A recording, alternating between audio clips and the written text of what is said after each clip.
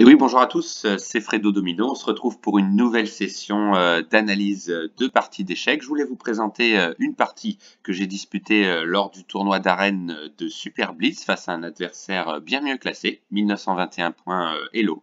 Mon adversaire a les blancs, j'ai les noirs. On en arrive au 33e coup de la position. Et au 33e coup, donc les blancs avaient joué en fait le cavalier en A4, attaquant la tour. Donc, j'ai mis ma tour en A2, donc protégeant la tour et défendant le pion. Et là, c'est au blanc de jouer pour ce 34e coup.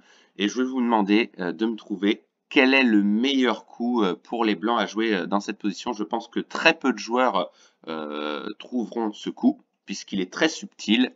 Et donc, je vous laisse mettre sur pause si vous voulez trouver la solution. Donc on va passer à la solution de ce problème. Donc dans cette position, il fallait trouver un coup très subtil pour les blancs pour remporter la partie au bout d'un certain nombre de coups, ayant analysé voilà, la position avec l'ordinateur, celui-ci tenait un avantage aux blancs, malgré 5 pions chacun, une tour chacun et un cavalier contre un fou. La position était gagnante pour les blancs. Donc le meilleur coup qu'il fallait jouer, extrêmement difficile à trouver, bravo à ceux qui l'auront trouvé, c'était de jouer roi G2.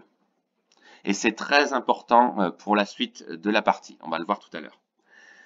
Mais voilà, les blancs n'ont pas joué ça et ont joué un coup que beaucoup de joueurs auraient joué tout naturellement. Beaucoup de joueurs seraient tombés dans le piège.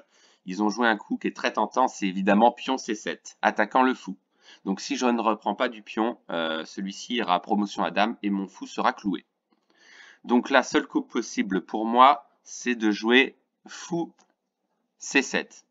Et là, quoi qu'il arrive, la partie est gagnée pour moi. On va le voir pourquoi.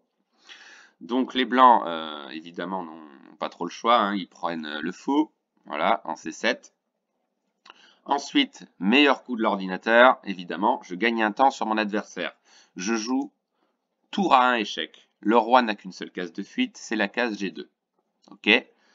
Ensuite, encore le meilleur coup de l'ordinateur que j'ai joué, c'est pion A2. Donc le temps précieux gagné est important, puisque, voilà, comme je vous l'ai dit, la partie est gagnée pour moi. Ce pion sera inarrêtable et ira en promotion à dame. Au pire, il y aura sacrifice de tour des blancs. Mais voilà, le pion est invincible. Donc les blancs tentent désespérément un échec en C8, mais il n'y a pas de mat du couloir, le roi à la case de fuite en F7. Les blancs refont un échec désespéré avec tour C7. Et voilà, mon roi est en sécurité maintenant. Roi G6. Donc les blancs tentent en vain d'attaquer mon pion en C2. Mais voilà, j'ai trouvé également le meilleur coup de l'ordinateur. Donc je vous laisse mettre sur pause pour me trouver quel était le meilleur coup à jouer pour les noirs dans cette position. Donc on va passer à la solution de ce problème. Le meilleur coup pour les noirs était un magnifique sacrifice de tour faisant échec. Voilà, magnifique. Tour G1 échec. Alors, le roi est obligé de prendre, bien sûr. Et ensuite, je fais un très joli voilà, coup qui est promotion à dame échec avec prise du cavalier. Donc mon adversaire par la suite a abandonné, puisque évidemment dame contre tour, ça gagne très facilement. Donc on va revenir à la position initiale. Donc dans cette position, le meilleur coup à jouer n'était surtout pas pion C7, évidemment. Comme je vous l'ai dit, beaucoup de joueurs, et peut-être moi d'ailleurs, seraient tombés dedans. Mais il fallait jouer ce coup extrêmement difficile à trouver, qui était roi G2.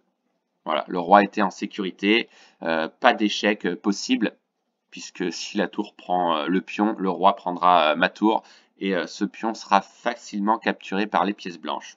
Voilà, donc ayant analysé voilà, la position, comme je vous l'ai dit, de l'ordinateur, il donne voilà, une victoire attribuée aux blancs. Voilà, j'espère que vous avez aimé cette analyse et on se retrouve voilà, très vite pour d'autres sessions de problèmes d'échecs. Ciao, ciao!